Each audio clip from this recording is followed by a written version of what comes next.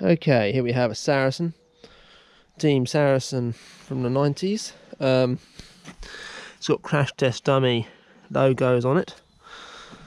Now, I'm not sure if that's such a good thing or not, that you want on your bike or not, because it means you're possibly the crash test dummy.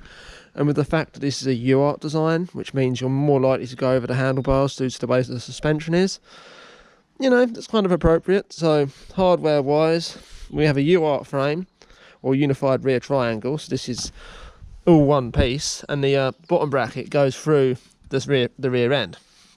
So when you're standing up, this has hardly any force on it, and therefore doesn't work as much as when you're sitting down. When you're sitting down, you're directly pushing this half of the bike down into this half, whereas when you're standing up, it doesn't do as much. It still does a little bit, but nowhere near as much. The rear shock, as far as I can tell, was damped, but has lost its damping capabilities over time.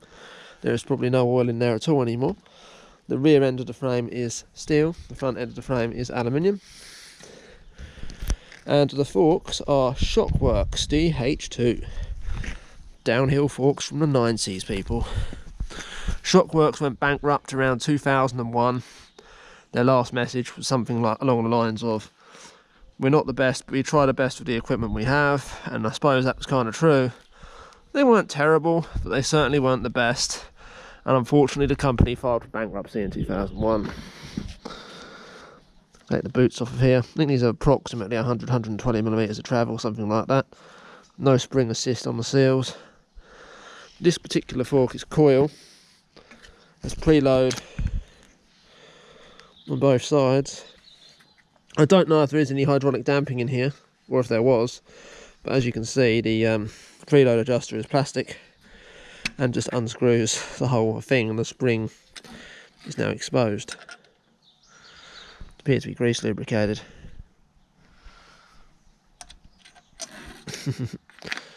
Yeah, so that's always nice. The shifter is 8-speed. Originally this thing had STX RC on it, 8x3, but it's now got a dual rear derailleur, and I think that's just a generic Shimano crank. Generic SIS front derailleur on here as well. Still got the reflector. Can't leave that on there, it's a mountain bike. No, missed. Oh well. There's no play in the rear end, which is quite surprising. However, unfortunately, this frame is a total write-off. If you look around here, I could weld this, but it's arguably not worth it. There's a big old crack right there. It's a Team Saracen badge. It's metal. It's kind of cool. Ginger cat. It's got these bar ends on here. It's also got chrome moly handlebars, which at the time would have been quite wide, but they're really narrow by today's standards. K alloy stem and a plastic top cap as well. Hate these. These always crumple and die. The stem is massive by modern standards.